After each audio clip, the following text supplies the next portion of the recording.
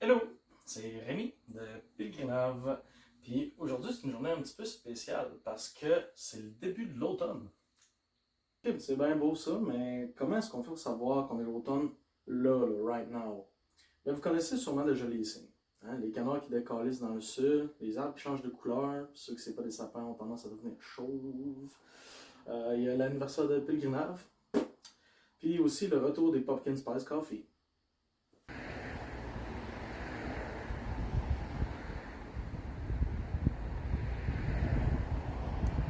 Ouais, mais c'est quoi le rapport? Boy, am I glad you asked. Ça va être plus facile avec un petit dessin.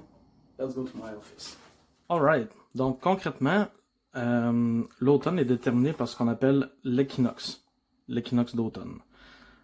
Si ici, on représente le cercle par la Terre, puis là-bas au centre, l'équateur terrestre, ce qui se passe lors de l'équinoxe, c'est que le Soleil, qui était dans l'hémisphère nord, s'en va en vacances dans le sud.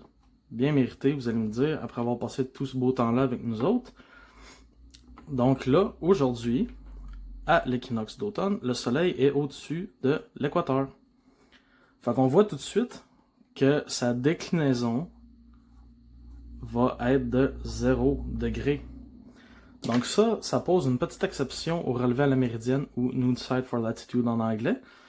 Puis on va le voir tout de suite parce que si je trace où est-ce que moi je suis, par exemple dans l'hémisphère nord, et voilà c'est moi, eh bien la seule mesure finalement qu'il y a à prendre, ça va être la zenith distance.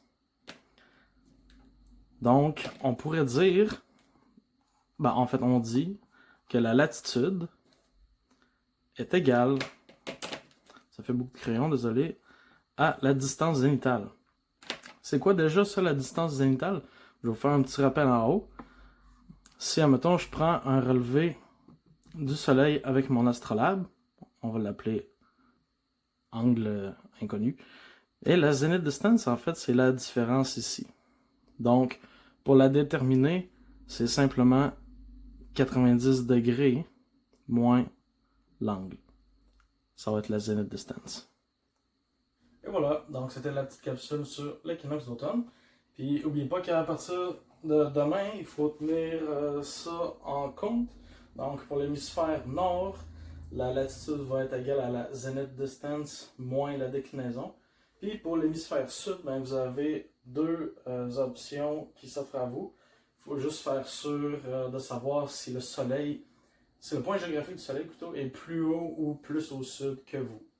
Alright, fait que là-dessus je vous dis, avance au large.